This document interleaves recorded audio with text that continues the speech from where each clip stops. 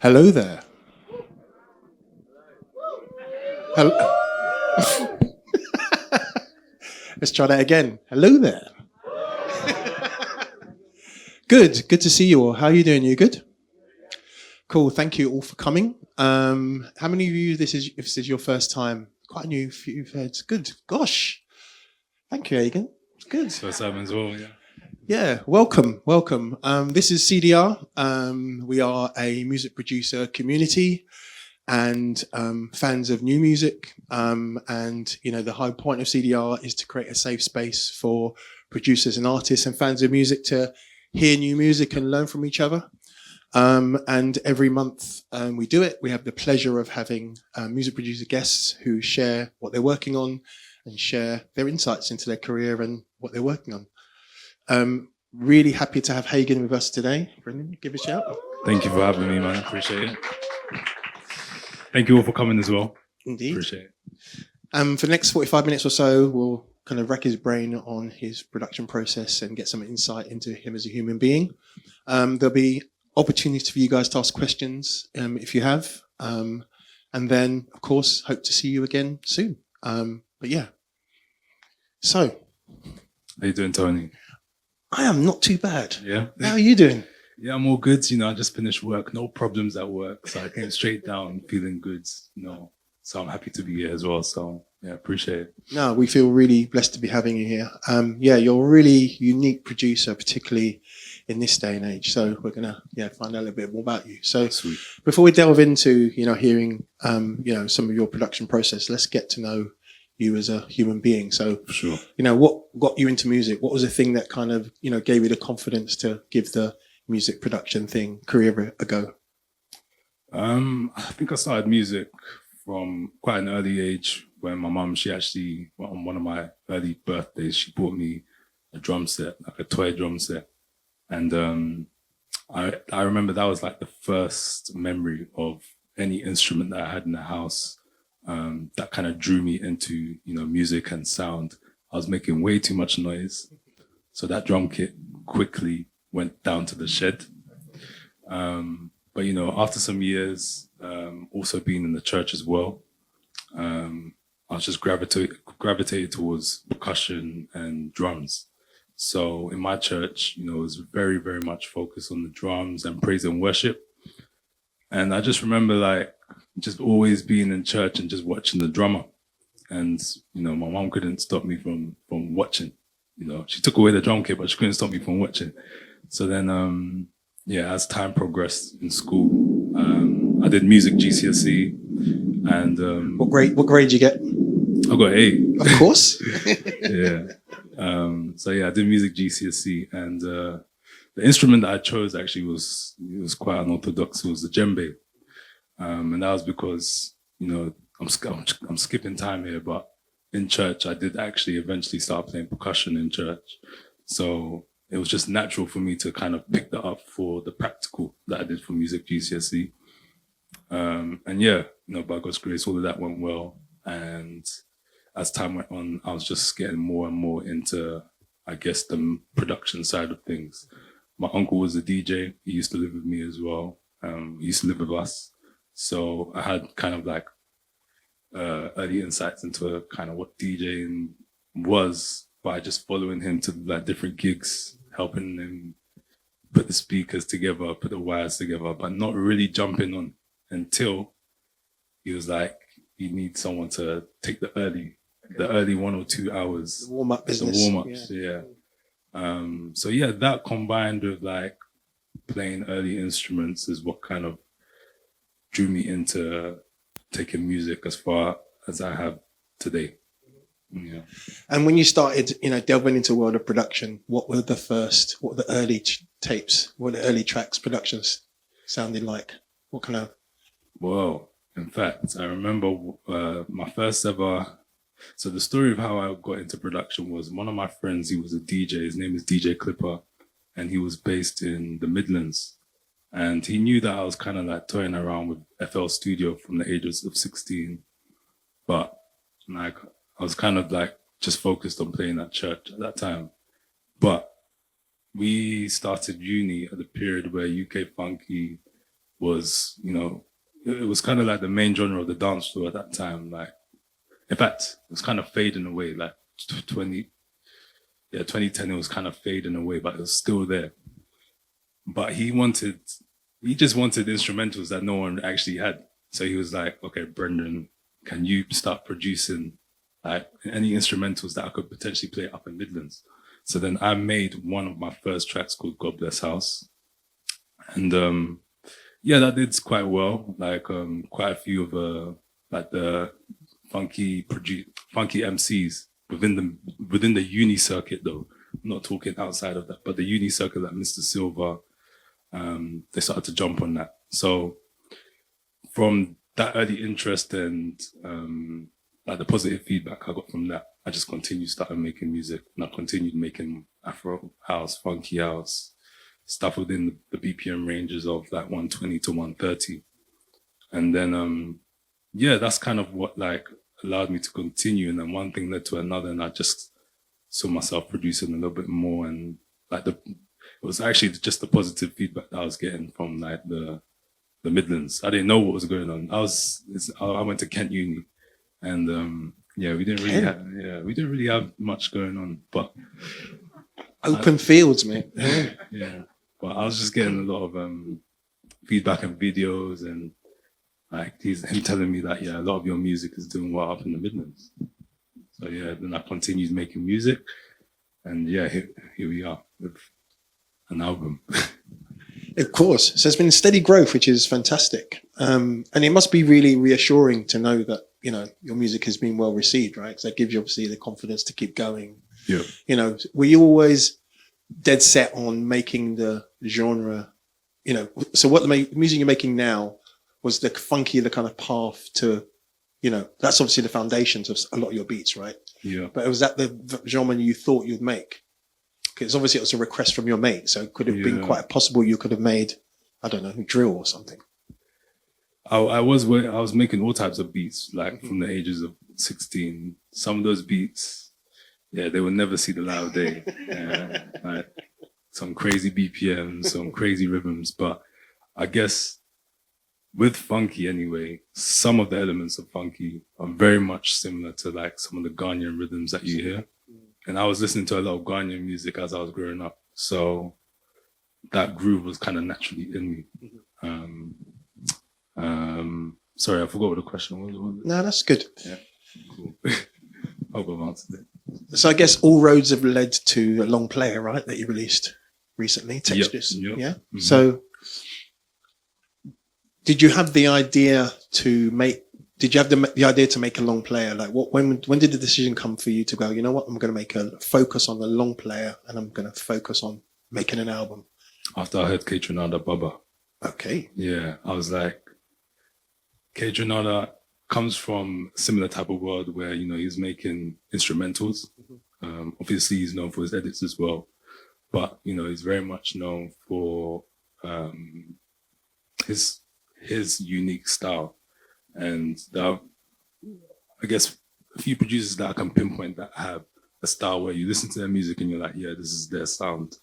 K Trinada, Sango, Jules, quite a few, but I'll stop there for now anyway. And I thought, you know what, this is the time where I can do this, or I can make a stamp on what the Hagan sound actually feels like, as well as sounds like with an album. And when I was listening to some of the transitions for the tracks within Baba, K Trinada, I just like the way he pieced it all together. It's almost like a story. So I was like, yeah, I think this is a great time for me to start working on the album, at least. Not necessarily release it. I think he released it in 2020 or 2019. But yeah, I said, yeah, this is this time for me to start producing something away from the EPs, because I'd made quite a few EPs. Yes, and edits as well, right? And edits as well. So I was like, yeah, let me just try and give myself a new challenge after hearing that. So with the decision to make the long player, did you give yourself a time deadline in terms of going, we'll get this done in 6 months, a year, 3 weeks? Well, at first I did, but then obviously COVID struck. So I started around 2019. I went to Ghana for a year of return. I don't know if any of you lot went yet, but that year was crazy. And I started working with quite a few musicians from 2019. And then I said I could potentially give myself a deadline, but then COVID came and then things started to slow down. And then I had to kind of take it easy. But it was a blessing because it allowed me to kind of sit back with some of the demos that I produced. And a lot of the demos didn't actually make the album. A lot of the album you hear now was kind of produced in 2021, very late 2022 as well. Yeah, it's risky. But yeah, it gave me a lot of time to sit back with the music and just understand how I can piece it together. So I guess, yeah, there was a deadline at first, but then that deadline just got ripped apart. Yeah. And was there anything particularly challenging with putting a long player together compared to making an EP? Yes, with an EP, you can essentially, you can tell a story with an EP with the 4 or 5 tracks easier than, you know, if you're trying to tell a story with the album, which is, for mine anyway, was 11 tracks. So some of the themes that I wanted to visit on the track is, you know, how proud I am of being Ghanaian, but I also had to mix that in with the roots of where my music has come from, which is like kind of the UK funky, the house side as well. So how am I going to kind of bring that all together, as well as kind of tap into some of the life experiences that I've had, not necessarily through lyrics, but through sound as well. So that's the reason why Royal Jamma is actually 118, because I don't necessarily make music below 120. So I was like, let me actually start to slow down the groove a bit. And you have tracks like Royal Jamma and Heart, which is 105 BPM as well. So it just gave me a little bit more time to explore with the BPM range and the groove. And to piece that all together is quite difficult. It's quite difficult compared to like if you were trying to work on an EP. But yeah. So let's get into Royal Jamma, Mister. Yeah, so the way I'm going to explain Royal Jamma, so in fact, let me explain. Royal Jamma is part of the Textures EP. Textures came out on the 7th of October last year. Royal Jamma was the 3rd track. What I'm going to try and do is, I've got like a little presentation. Don't worry, it's not going to be too many words. It's going to be more pictures than words. So I'm going to explain the history behind, you know, why I called it Royal Jamma.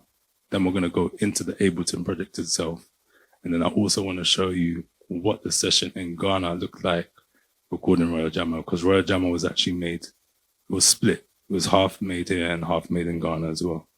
So Royal Jamma, Jamma is, the word Jamma derives from a language in Ghana called Ga, G-A. There are many languages in Ghana.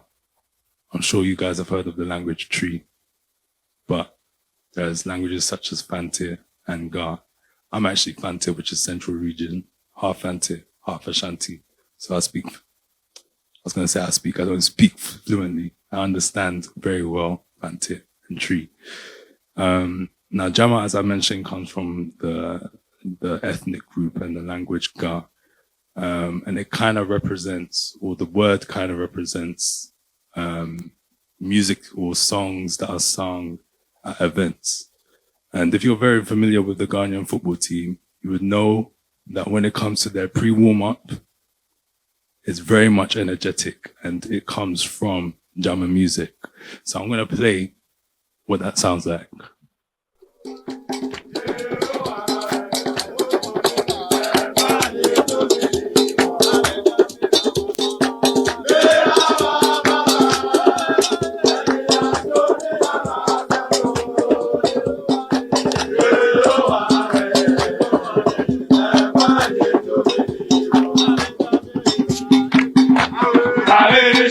So whilst that's playing, you can see that Jamma music is very much heavily influenced by percussion.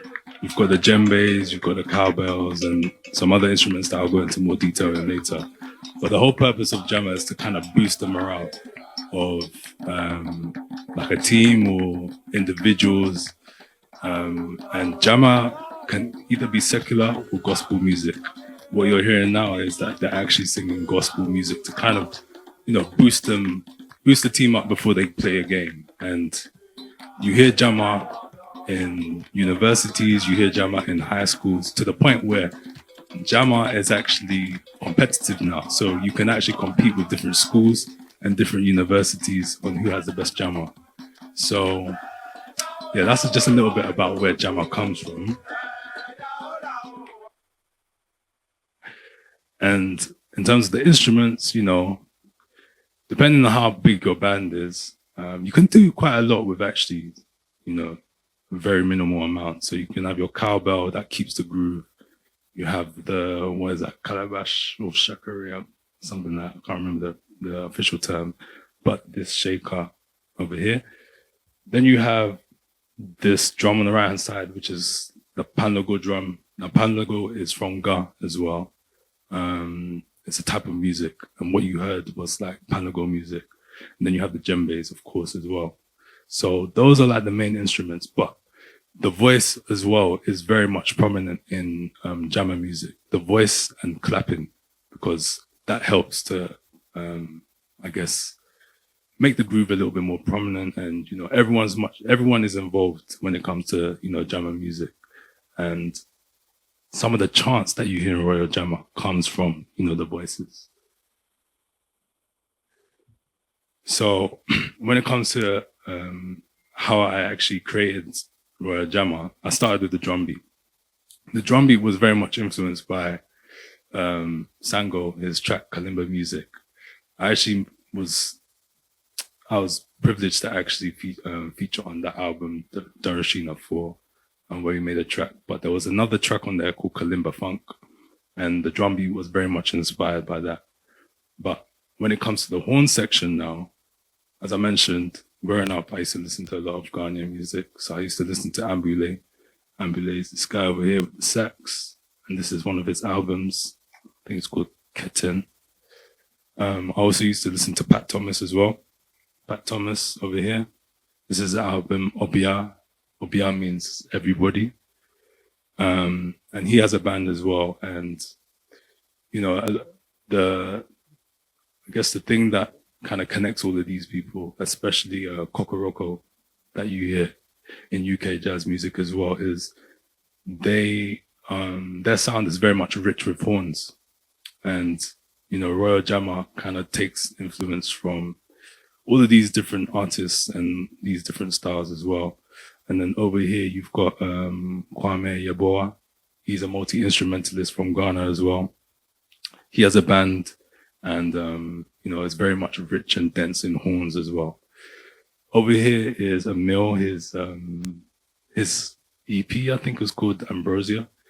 I just like Emil as a producer because his sound is very much soulful. And again, it's so rich. So these are the type of artists and the type of sound that I was listening to so that I could produce Royal Jama. So I just want to let you guys know about that. And Royal Jama wasn't actually my own production. Like I was privileged and honored to collaborate with a few musicians on this in order to get the sound and the authentic sound that I wanted. So over here we've got Manny Bass. You know about Manny, Code. Yeah, and I was so happy that he managed to jump on this. I felt so privileged to even work with him. He's so talented. And then this band over here, they're called West Coast Abusia, West Coast Family. They're based in Ghana, and I went to Ghana in 2021, as I mentioned. And I wrote the horn lines, and I said to the band and the music director over here, his name is Papa Yao. I said, can you give me that Afrobeat feel to Royal Jama? And, we worked together in the space of a day to record the horns and to get like the various different variations that you hear in Royal Jama, which I'll explain later on. And then this is Kasari. Kasari is a saxophonist. He's based in the UK. So talented as well. He's worked on quite a few things with Jules actually. and he provides some of the sax elements that you hear on Royal Jammer as well. So yeah, these are just like a few pictures from the session. I was trying to be an MD, a music director here. But it was a great experience. Just working in a different country, kind of trying to explain your ideas and executing those ideas as well. It was just nice to be away from my home bedroom, because I make most of my music in my bedroom. Just being outside and recording outside, which was quite complicated because the wind was just messing up the mics, and yeah, there was a lot of editing that I had to do, but it actually added to the textures, ironically. So yeah, it was just nice to be in that setting and record with so many talented people. So just very quickly, so from bedroom producer working by yourself with your own headphones and speakers at home to being a musical director, directing musicians that you're in awe of, how was that? Yeah, I had help from the other music director, Papa Yao, but I guess it took me out of my comfort zone because you don't really know who you're working with. You know them, through online and so on, but you're kind of put into a space and you have a limited amount of time. So you need to find a way to communicate effectively so that they understand what they need from what they want. They understand what you need from them. Sorry.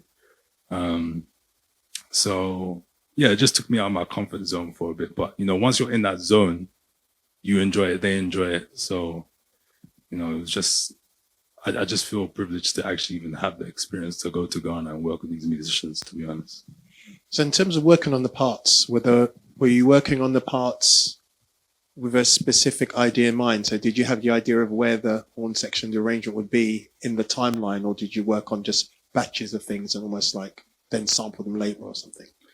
So when I go into the project, you'll see that some of the horns, the basic horns, I actually recorded via MIDI. They were just like horn stabs. So I directed them to record that as well, to add to layer it.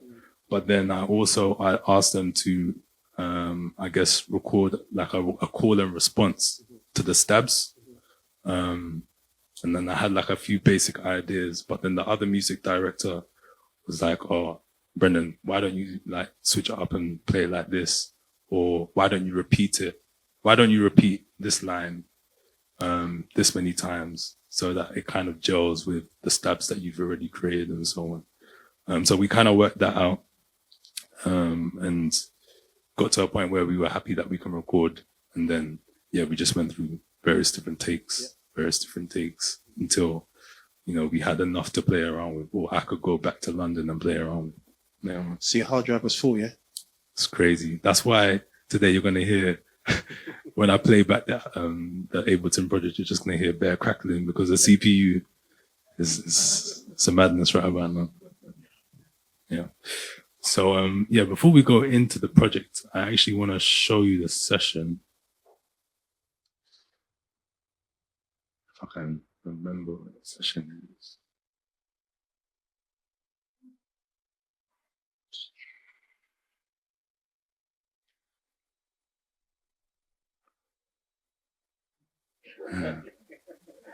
Is that organizational?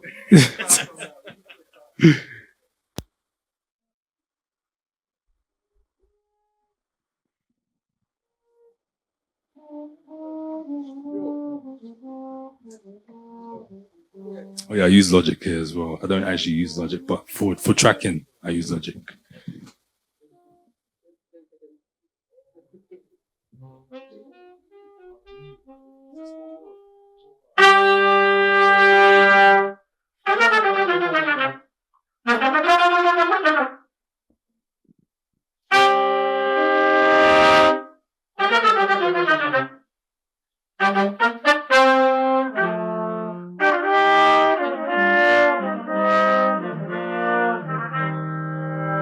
It's my guy Kofi on the mixing desk.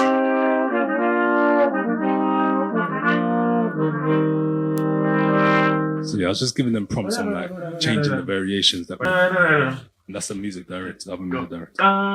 You want them to hit on the one on the one. Yeah. But we're missing the one. Let's do another. You want to do another? Yeah, keep down. Let's do another. Okay, you just want to continue. Yeah, let's do another.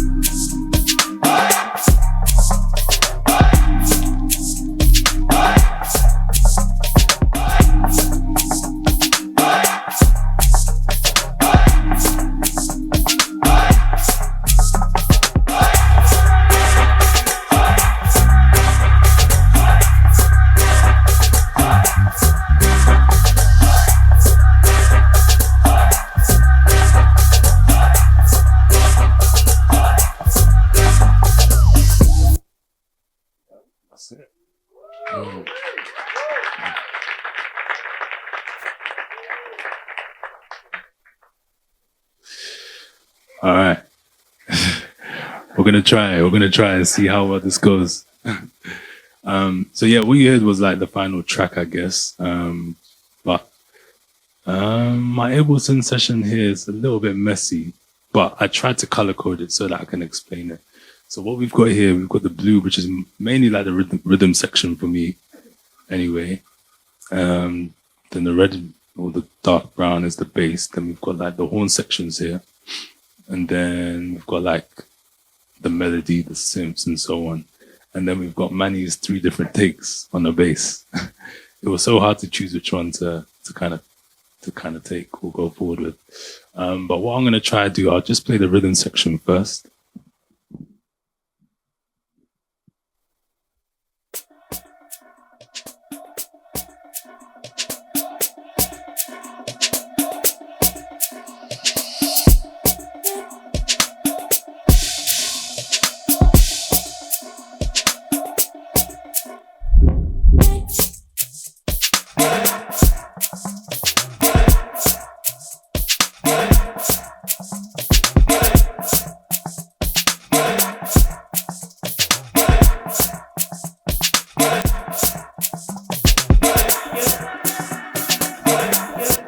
Okay, so I'll start off with the Jamama sample. So, you know how I was mentioning that, you know, Jamama music is, you know, is a style of music in Ghana. So actually, when I was in Ghana in 2018, I recorded a Jamama session.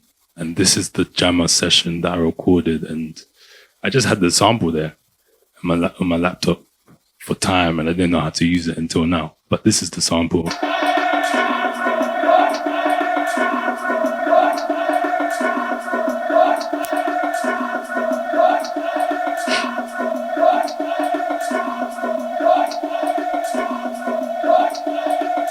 Then I chopped it up. So you hear that? It's got a delay on it. What is it? Half delay? Is it half delay? Yeah. And that's on one of my sends, returns even. This delay over there. It's actually an Ableton delay, which is cool.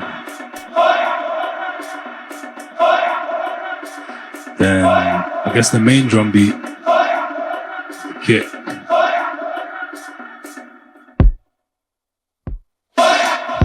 And the kick, if you hear, like you've got the main kick that hits, but then you've got like the little accents as well. So it helps with the beat. Snare's just a rim shot. But what I love is percussion, so I added like my own percussion as well. You've got the high percussion, which is like the snare, the shaker. And my shaker patterns can be quite complex. I have a lot of shaker patterns.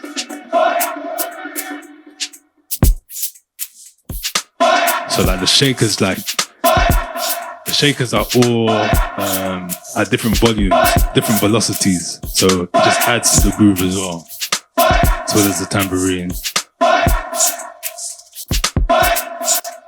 So yeah, all of the shakers are just playing. Yeah, more shakers. crazy amount of shakers. But then you get into like the mid percussion. The mid percussion is more.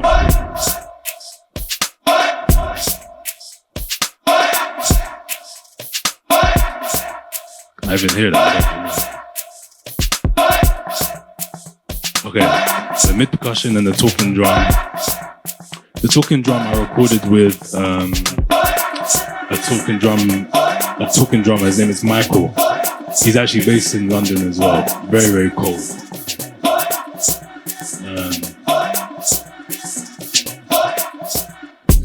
Then you also have the crashes. So I used to play drums. I'm not great on drums anymore, but like I always love the human feel to drums, and I just felt like you need some crashes. Like you just need that impact. So you get the rides.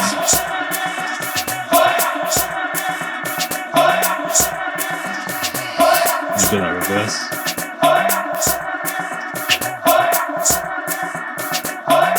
Then you got the main crash.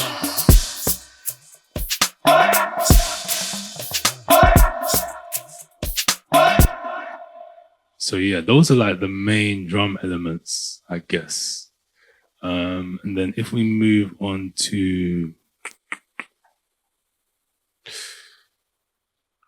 okay, there was actually another sample that I didn't mention, which is, in fact, the way I started textures, before even producing, I made a YouTube playlist.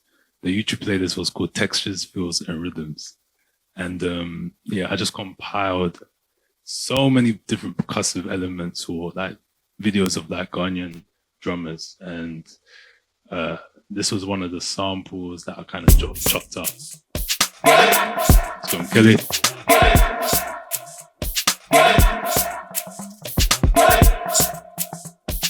So yeah, the drum beat's pretty much sorted from there. You've got the vocal chops as well that adds to the groove. Now it's time for the bass. The bass originally was an 808, and the bass was like this.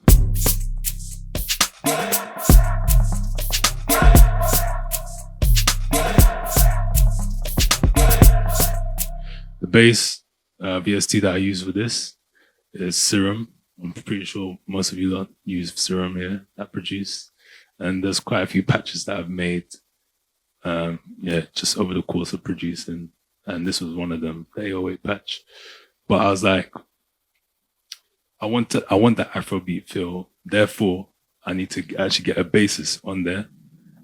So in the end, there was an opportunity cost. I was like, okay, am I going to go with the 808 throughout the whole track, or am I going to make space for the live elements? And, you know, the long-term vision is to actually play some of this music live as well. So I was like, okay, let me call Manny Bass and see whether he'll be able to follow a similar pattern to the 808, but also add that human feel to the bass. So yeah, this is Manny.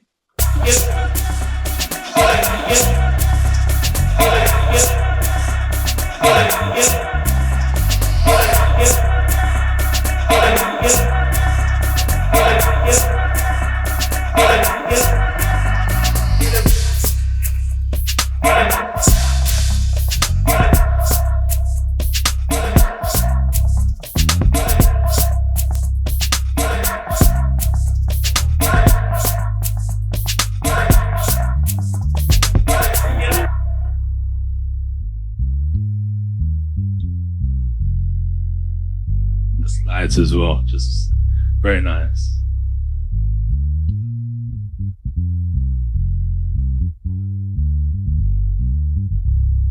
So yeah, that was Manny on the bass. So yeah, we move on to like the horn section, and the horn section that I said that the horn stabs that I said that I kind of programmed before going to Ghana were these horn stabs that were on contact. So they sound like this.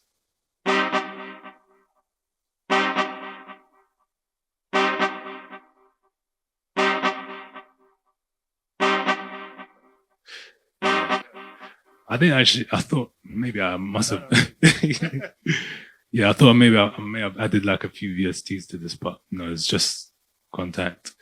So yeah, when that plays with the drums, I'll close all of this.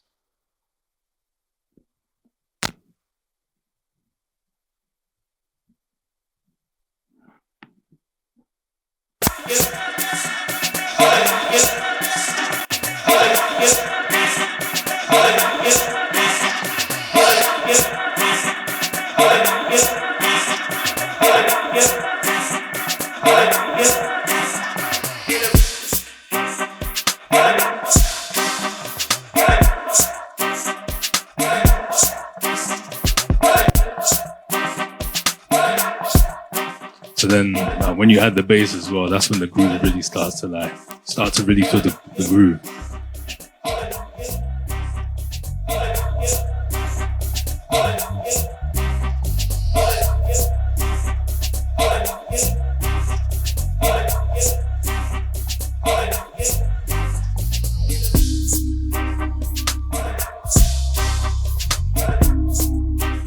So the part that I've just introduced was the first synth that I added on top of the horns, which this it's like this omnisphere sounds that I think I tweaked a little bit when I added onto it.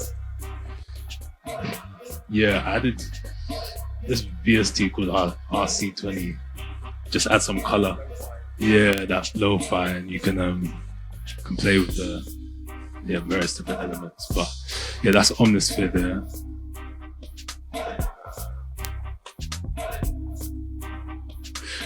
Okay, and then there's another instance of omnisphere, which is I called it spook mode. I don't know why I called it that.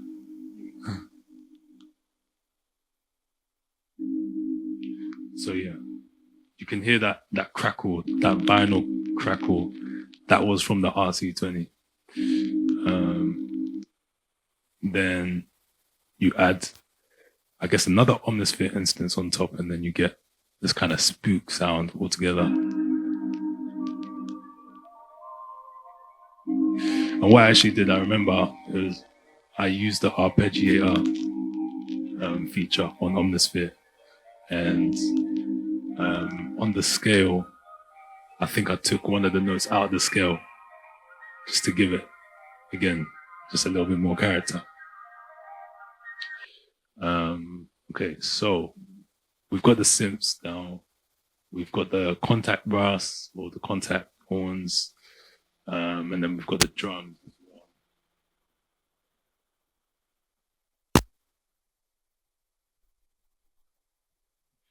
Then we've got the bass.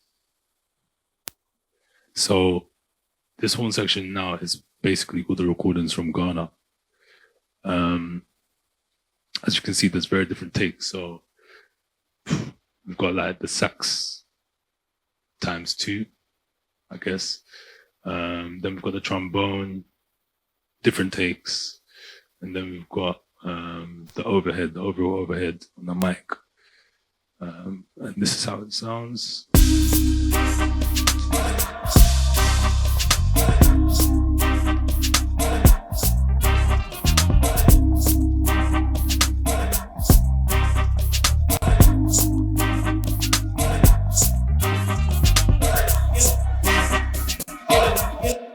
Yeah, so I guess what happened was, retrospectively, there were full recordings here, and I thought, you know what, I don't necessarily need it in this part. So I just deactivated these parts and just had instances where it was like a call and response to the horn section that I played as well.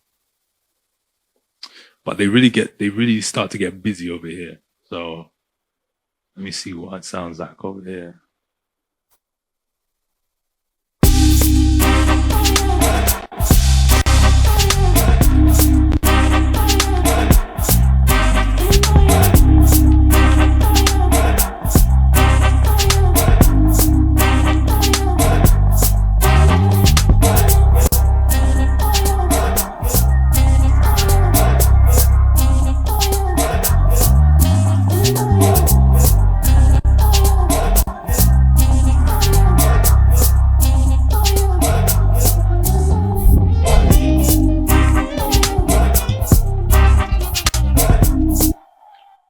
this sax, it was Kasari, the player that I was talking about. So yeah, he just added his own little flavor to it as well. Just adding to the horns, really. More layers, and yeah, just producing that Afrobeat feel. Afrobeat, not Afrobeats. Yeah, inspired more so of like fella, Pat Thomas, Ebo Taylor, that type of sound. Now where are we? So yeah, so quite a few of the synths I did re-record into Ableton, played with the audio, and reversed some of the sounds just to give more tones, more layers as well.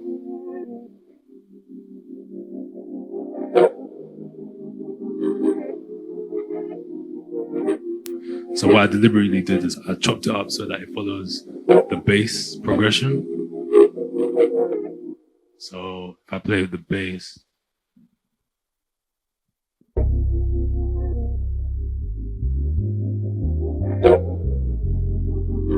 it's kind of naturally following that progression.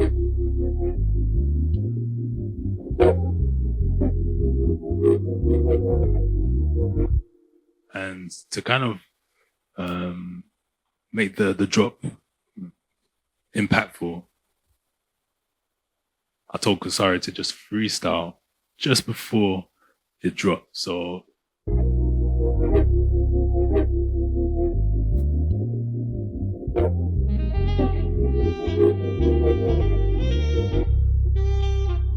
and it goes into the stabs. Yeah.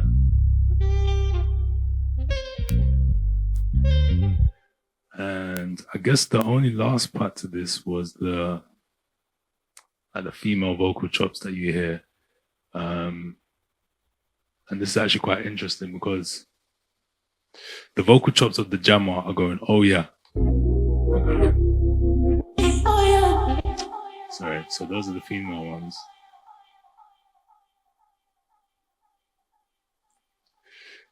The Jamama vocals are going, but the response is the female vocal, which is going. So there's a natural flow to it.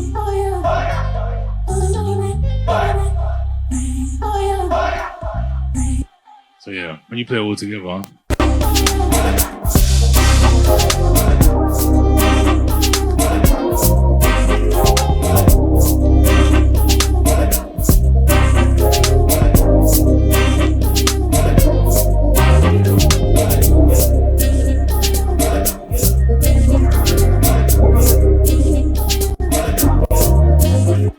my CPU is bugging out, man. It's crazy.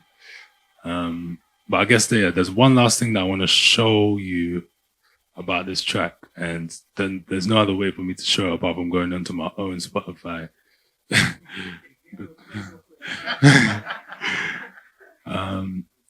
One thing that I mentioned about Bubba, the album. One thing that I loved about the album was how some of the tracks would seamlessly go into the next, and I said to myself, okay, I need to try and see how I can do that with this album. So the transition between the second track, Pray For Me, and Royal Jamma, there's a seamless transition, which you can hear from here.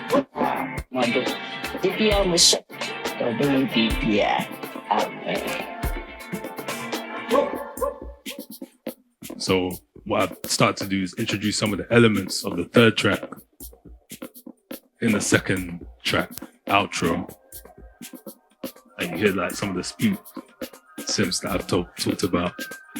Yeah, and then the BPM gradually reduces. So this is at 124. It gradually reduces into 118.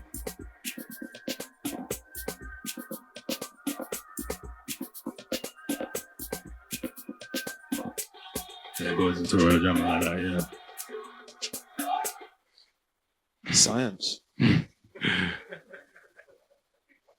Awesome, man. Thank you.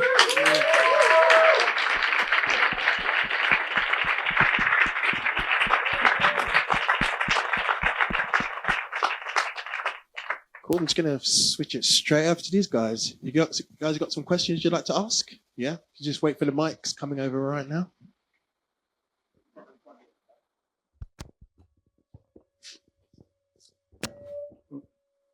Would I be? Yeah. All right. Cool. Firstly, man, dude, amazing. Just taste, amazing you, taste. Like, I think it's beautiful how you put it together. Appreciate it. From my end, I mean, like, I'm not gonna lie, seeing all these layers is really scary. Not even in that kind of way, but like, I feel like sometimes we overcomplicate it. Like when we're actually, it takes 4 or 5 elements to actually find the actual groove of the track. Yeah. But I think the way you've approached it, with the layers and like the understanding behind it, were you always producing like this, or is this like kind of just, this project took you this direction? Yeah, I think this project probably took me to the next level in trying to tell a story, and also experiment with live instrumentation. I wasn't really doing that as much before, but I just felt like to get the album to the point where I wanted it to, have a long lifespan in terms of replay value as well. I just needed to do something different, and also I just wanted a different challenge as well. So, the skill of actually just working with other people is it's taken for granted, and you really do test it out when you're trying to make an album where you are collaborating with artists for the first time and musicians as well for the first time. So, I hope that answers the question. Thank you. Anyone else? Question in there? Cheers. I was just wondering if you could talk about your process for approaching like structure for a track on like a larger scale. Obviously, it's really intricate on an arrangement level, but how do you, go about it? So this track never actually started like this. This is me getting it ready for this. It never used to have any of these colors. It never used to have. It never used to have like tracks frozen or anything. This was just for me to kind of explain it as smooth as I could today. But usually I start off with a 16-bar loop. And with this track, actually, I went through various different ideas which weren't really hitting. So within that 16-bar loop, I had, various different riffs and melodies that just didn't really work. But then when I do find something that clicks, which were the horn stabs, it kind of gives me the direction where I want to take it. So then I start thinking about, okay, all right, this might be an Afrobeat filled track. With the horn stabs, what can I really do to give it the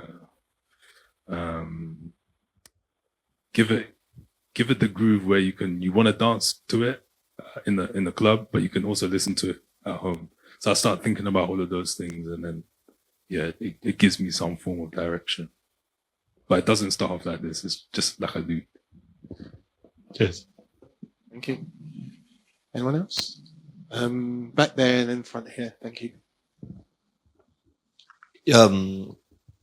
When obviously you did a lot more collaboration with this album, in terms of like the future or maybe now, like what sort of like UK producers would you be like keen to collaborate with? Sorry, who asked that? Me. Okay, sorry, I couldn't see. I just wanted to make sure that. No, I was hiding. I wanted to think it was him. So what you like UK producers are you like looking to produce, like collaborate with, or potentially have something in the works? I would like to explore more of the jazz elements. So my dream would be to produce with Swindle or collaborate with Swindle. Because, he's another one actually in the list of producers where I can definitely tell that is their sound. Swindle is one of them because you can hear how he fuses, elements of grime, elements of jazz, and it's very dear to him. You can tell it's quite personal. So collaborating with Swindle is up there for me. Collaborating with Jules, a fellow Ghanaian, he's very much into his groove as well. That would be a dream. And then I just have a lot of producers on my list, like KG. She produces very much she's got her own unique style, I should say. Afrocentric as well, but very much influenced by house music, UK funky as well. So yeah, KG's up there. Who else? Venna. I would love to produce with Venna. The saxophonist, Emil. The list goes on, to be honest. I could go on for ages. I hope that answers the question. Thank you. Hey, Hey. so I was gonna go back to a question on groove. So you mentioned like kind of obsess over that sort of live feel to the drums and stuff. And you mentioned layering a lot of shakers, and using like velocity to sort of get that sort of human feeling. But I was wondering if you had any other tips on how you sort of build the groove, like a certain human element to that. I always revert back to saying listen to a lot of music because I don't know, it may sound like a cop-out, but sometimes before I even start producing, I've listened to music, like a particular person's sound for so long. When I step onto when I step onto Ableton, it's kind of part of what I'm about to start producing. It's like, I don't know how to explain it, but it's like I naturally will produce based on stuff that I've listened to for a period of time. So that's one tip. Apart from humanization and velocity, I would say your sound selection as well.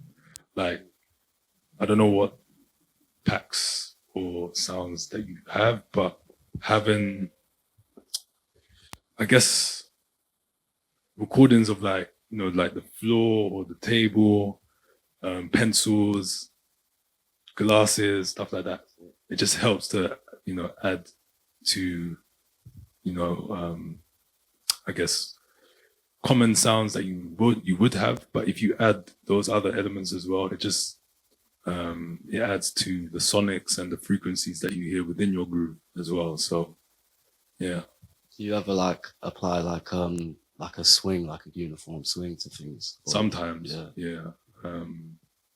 Sometimes I do get lazy, so kind of just the swing is naturally what I play in the MIDI, and sometimes I try not to quantize as much, or if I am, the percentage is at like 30, something like that.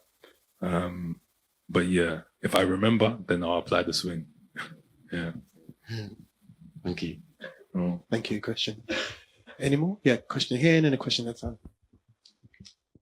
Hi. What's up? Yeah, fucking amazing. Like anyone else said, just what we just heard. I was wondering, how do you go about the whole like overproducing kind of issue? Because I think all of us, we live in fear, I guess, of the whole less is more business, which sounds so great, but it's so difficult, right? Do you just throw a lot of shit at the wall and then start stripping it back, or do you instantly know those 2 or 3 elements are going to do it for me? Like, what's the process like? Bro, I'm in the same boat. I'm in the same boat as you. I don't know when the track is finished. I guess it's a feeling. And I've actually started to strip back more now because the way I think about my mix downs now is that I need more space in the mix for, you know, the sound to just come out. So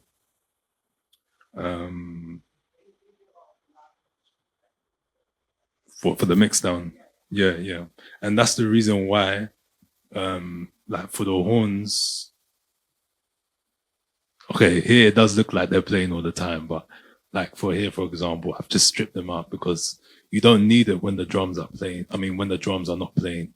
This was kind of like the part before the drop.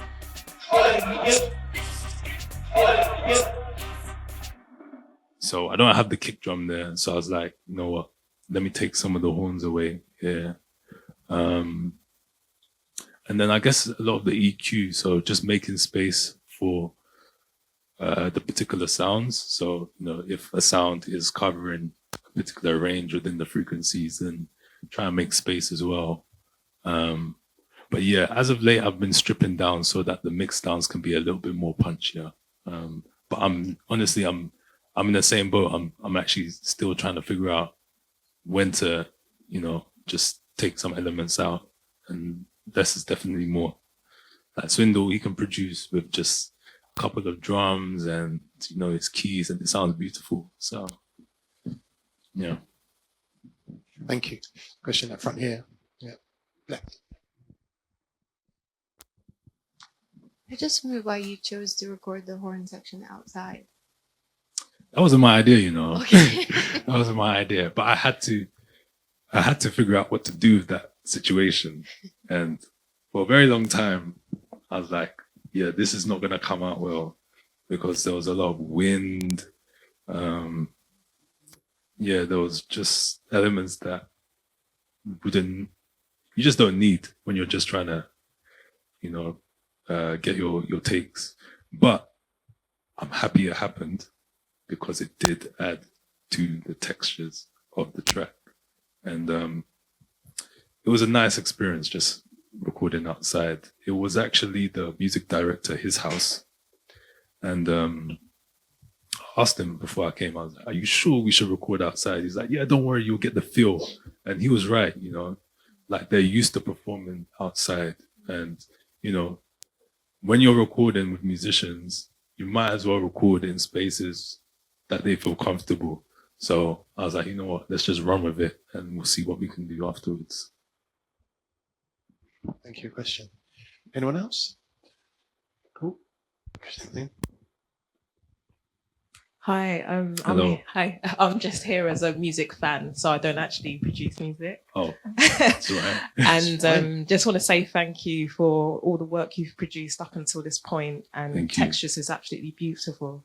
Appreciate I was in Ghana 6 weeks ago. Oh, for and real? I made sure that I listened to the entire album there, Okay. because there's something about if you have the chance to listen to music where it's got influences from, or like where the origins are from. Mhm. So, you know, it was in the heat, Beautiful. the air con was on, Yeah. like that All of sort that. of, and Yeah. it just was special. So thank you. No, thank you. I've also listened to it here in my car, like when it's windy and rainy, but you know, so I just wanted to make that comment that, you know, you've kind of opened my horizon of how to like consume it and Okay. take it in. So thank you. No, thank you. I still need to do that. I still need to go Ghana and listen to it. So Yeah. really appreciate It's a it. tip for all of us. Saying, can you get me a ticket? Ticket prices are crazy right about now, man. Let's talk about the mix down, because yeah, we've talked a lot about, you know, the approaches that you've taken with the Yeah. arrangement and the layers, and you know, so given, you know, it was a new experience for you with some live recordings, Mm. you know, wind and all, you know, how did you deal with the mix down? Okay, so there's a program called you know, Isotope RX 9. I got 9. Yeah, that was my best friend, because I was able to deal with like some of the noise issues, and you know, Isotope do a very good job with some of their features for you to take away some of the noise.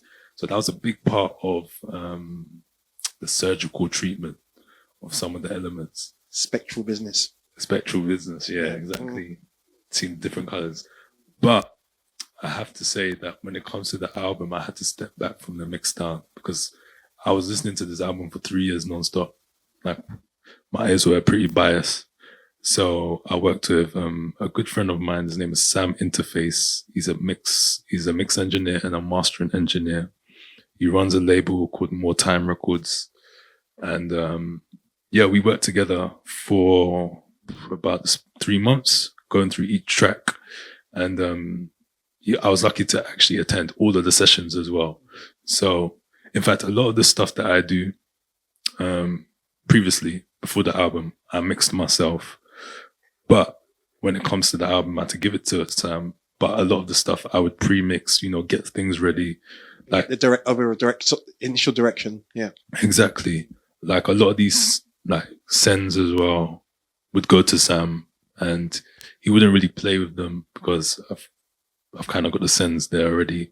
But like when it comes to getting the punch, when it comes to like really getting the attack on the transients for the overall mix, that's what Sam really helped get out for me. But yeah, as I mentioned, with some of the tracks, I guess when you're dealing with live music, you need to find, you just need to find space. So there were points where, in the other tracks anyway, where I would cut out, just cut out parts where I felt like, I don't necessarily need the live instruments playing all the time on top of some of the electronic elements, and just make space for both of it to kind of celebrate the merge between live and electronic. And what would you say was the most challenging aspect of the mix down? Challenging. Okay, so besides the instruments, I would say I'm just going through each track. I would say the vocals, because with the vocals, the way you mix it down also gives the track character as well. So I had on the album, I had Merenti, who's got quite and she doesn't like when I say this, but she's got quite an airy voice. And then you've got Aisha Raquel, whose voice is quite powerful. So I guess trying to make sure that within the album, you have some level of consistency between different tones of the vocals, was a little bit of a challenge. And adding, I guess, extra enhancements, like adding tails to the vocal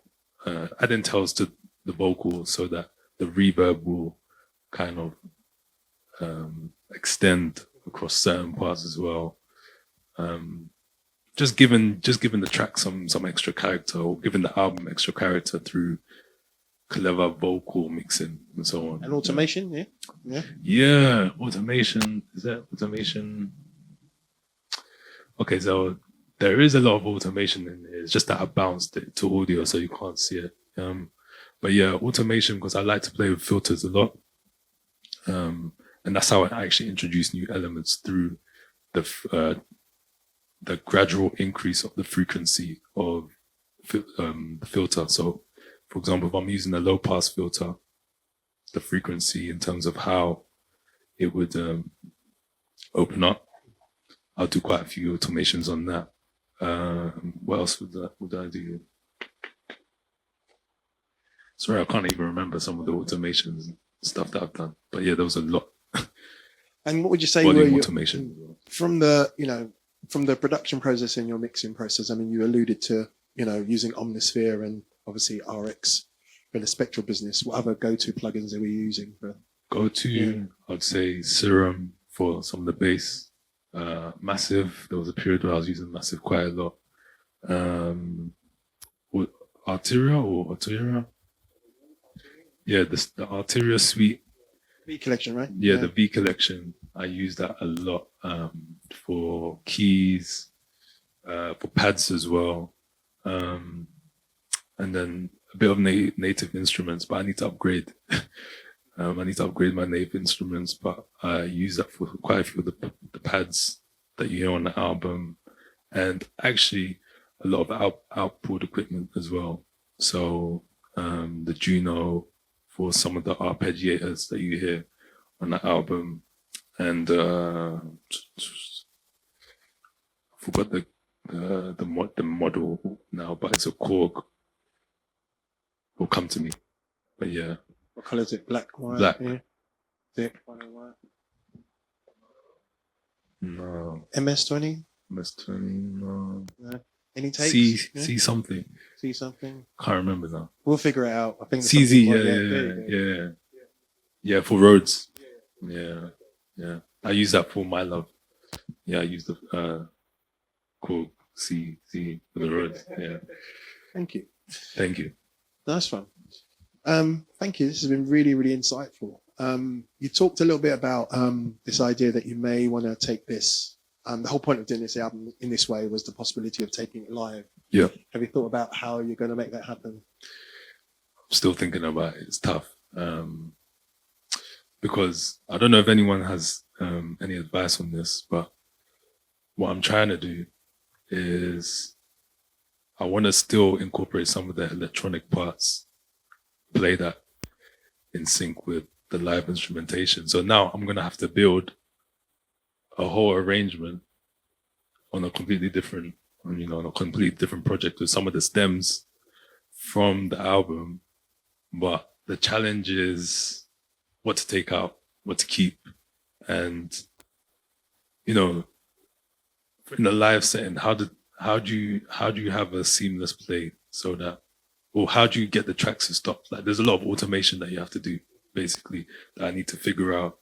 And there's a lot of instrument racks on Ableton that I need to create for some of the sounds that I used so that I can quickly go through the different VSTs based on the ranges that you give the instrument rack. So I'm still trying to think of how that looks like. Let's talk. I can help you with that. Perfect. Thank you. Cool. And somebody else can, but I can definitely help you with that. I've done it 1 or 2 times. Sweet. Wicked. Any other questions from you guys? Question in front here, Mr. Groove. Yeah. Was there one at the back? Yeah. Hold on 1 second. Hold that thought. Should we be back first and then yeah.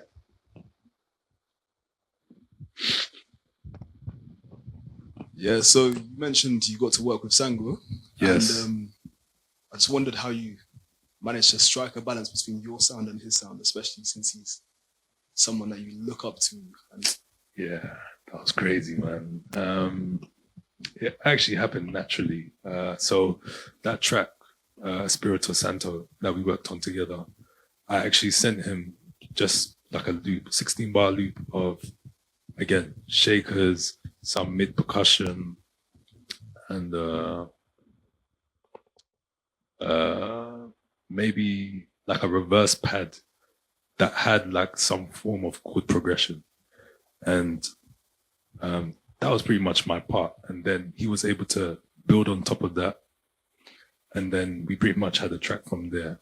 And then I was like, okay, the last missing piece to this is like some guitar part. So I called my friend Glenn, and he played the guitar for Spirito Santo, but it was actually very natural. Like I did my thing and he added like, all the Baile Funk elements as well to it. And some of the parts are so subtle, but it just adds so much to the groove. And yeah, I guess we kind of managed to strike some form of balance, which just occurred quite naturally. Thank you for the question. Last one at the top. Oh, there's one more at the back there. Yeah. Yeah, let's do the back first and then we'll end at the front. Hey, could I ask you a little bit about mixing? Did you mix the album yourself? And also, is there anything on the master channel there? Like, do you like to soft clip and this kind of thing? No, I don't put anything on the master.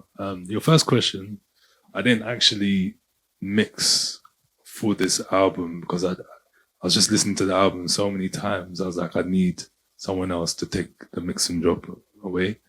But what I do is I do prepare the tracks in a way that, in a sense that I've actually done quite a lot of the mixing to my taste.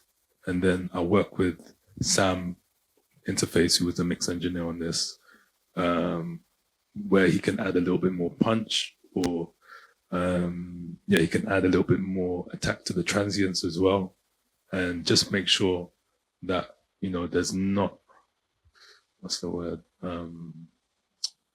basically the bass and the drums, they're not colliding and they work well together. Thank you. Good compression. Thank you. Nice one. Thanks.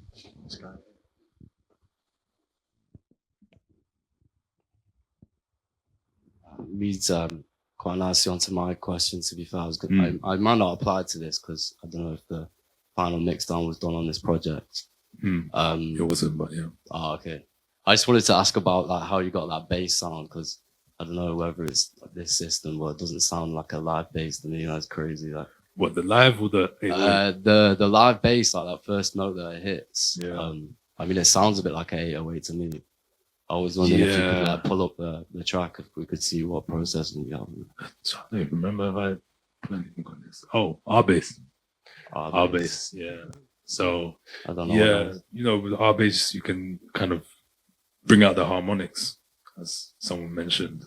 But with our bass, you can actually, you can still produce that warm sound and also bring out the harmonics. So then when I sent it to Sam, I'm pretty sure Sam also did some processing as well. But I first started off the R bass. Then Would you put that on like a synth bass as well, or just? Yeah, I would. I'll check that out. Yeah, That's the Waves plugin, right? Just to be clear. yeah. Waves. Sorry. Yeah, sick. All right, man. Thank you for the question. Yeah, what's next for Hagan? Just working on some new music and trying to continue this journey with working with musicians and vocalists. So, yeah, before this album, I never really worked with vocalists. So I'm just trying to continue to challenge myself and, you know, make music that I feel could reach a wider audience if I did have vocals on. And considering your, you know, daytime commitments, how do you balance, you know, making time for music and obviously other things that are going on in your life? It's crazy. How do I balance? I don't really do much apart from music on the weekends. And if I do have other commitments, then I just have to make sure that I plan ahead. It helps because I just enjoy making music, I guess. So, you know, that's what I do during the weekends. But it is tough. It is tough working 9 to 5 and then kind of switching your brain to make music as well. But what helps me is that I work from home 3 days a week. 2 days I'm in the office. So, you know, the times where I am at home, I can kind of multitask. Yeah. So we understand. Yeah, that's it. Wicked. Hagan, thank you so much, man. It's been awesome. Thank you. Appreciate it.